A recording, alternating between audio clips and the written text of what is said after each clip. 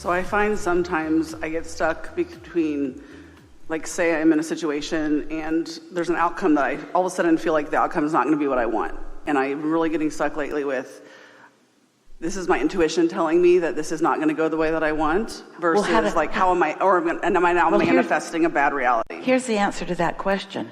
When that happens, when all of a sudden, first of all, it's not all of a sudden, it was gradual, but we know what you mean. When it bursts into what looks like more real reality, more manifestation.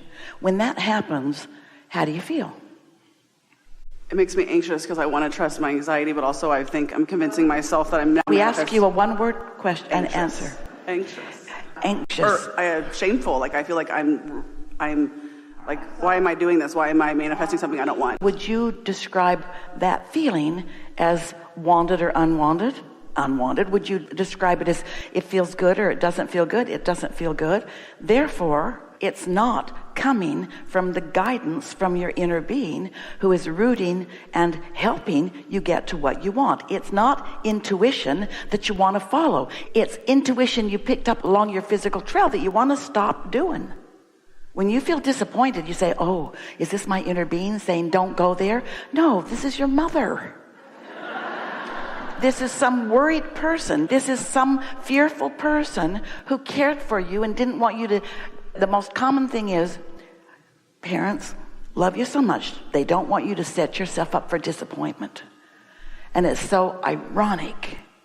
It's so law of attraction-y that the very thing that they are saying in order to protect you from being disappointed is encouraging you to calibrate away from the things you want, which makes certain you're going to be disappointed. So the next logical question is, what do you do? So let's walk through this.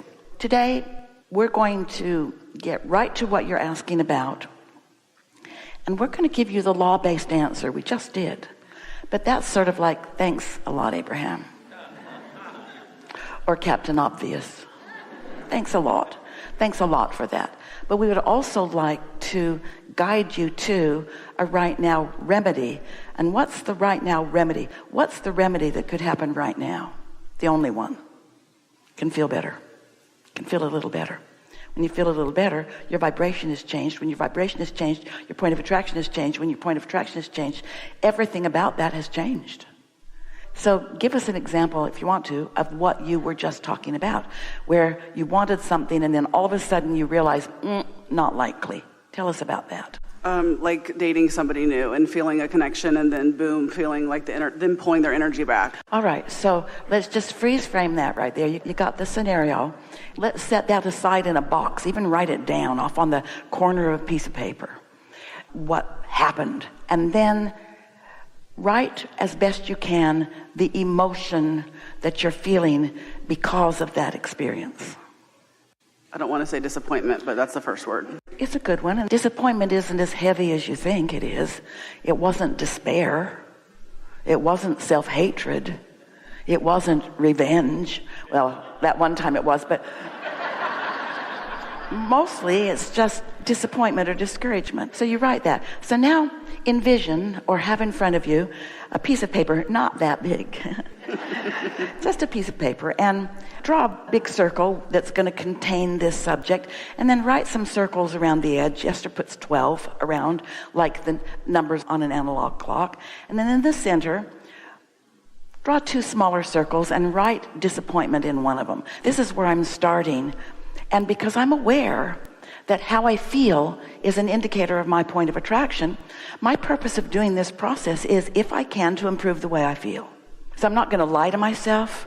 I'm not going to make stuff up. I'm not going to blame anybody.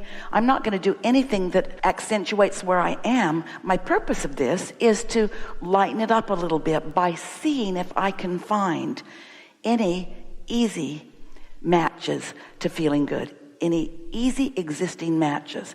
Because when you try too hard, you just emphasize how bad you feel. If you are really in debt and you really need a lot of money and you write in your circle, tomorrow I'm going to win the lottery, when you don't know that or probably even believe it, it just accentuates your feeling of not enough. Or when you say, my mother will leave me her fortune, and you know there isn't one. Things like that. So you're looking for existing matches that feel better than discouragement or disappointment on this subject. Things like, we're just going to pick your brain a little bit, and maybe some from out there, but things that are easy about that, like, this isn't my last choice, and you just never know who you're going to run into. Feels a little better. And I've defined what I'm looking for rather clearly. Little tiny writing. What we're saying is point at it and write a word or two, and then you can think around it, because you don't need to write all of this in your little circle that's here. But I've been defining what I want for a long time, and it's worth waiting for. And something like, I'll bet there have been a lot of people who have been right where I am right now that now have a great relationship. Now, all of these are easy existing matches, because all of that's true.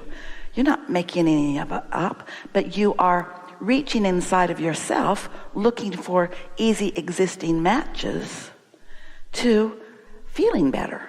Not to accomplishing this thing right now, this red hot minute, because this goal of this process is not to bring a partner. This goal of this process is to feel a little better right now, period, on this subject.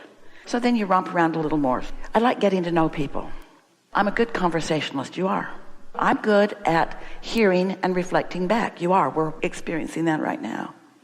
I'm a good comprehender. You are. We're aware of your comprehension of everything we say. I get things on deep levels. I've collected a lot of data, and I'm looking forward to this unfolding.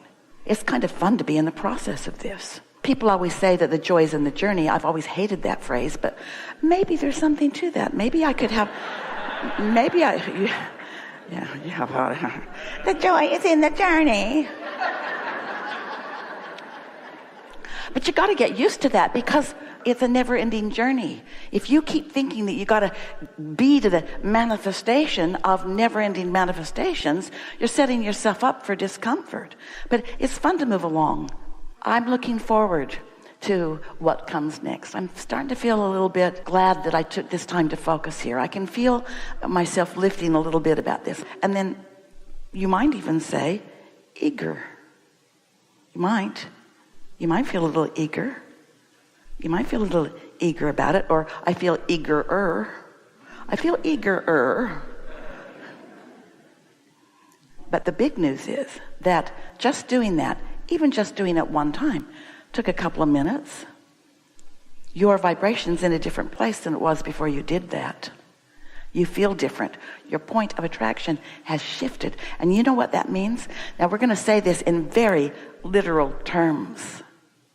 You are now, from 2 minutes on this, we've been calling this the marble game, because you're walking around with these beliefs, like carrying around a bag of marbles, and everybody else is too, and the law of attraction is matching up your marbles. And you just improved your marbles that are active. The disappointed marbles took a back seat, and the ego marbles have come forward. So we're going to make a really strong statement here that we want you to remember, all of you, forever and ever and ever and ever and ever. The dating pool just changed for you. It just changed for you. Those people that don't know what they're looking for, poof, into the background. Those people who just like to give people a little ride and then set them free, poof, into the background. Those who are looking for a nurse with a purse, poof, poof, into the background. Those that are looking for some fun, ooh, they're coming forward. Those who like good conversation, those who like people that are thoughtful about life, those who like people who are on top of life, they've come to the foreground. They're ready to meet you around the next corner. And if we talk to you every hour of every day for the rest of your lives, we could not begin to describe the potential rendezvous points that are lined up for you. But you will recognize them when you see them, because you did this. You're queued up for that awareness now, you say.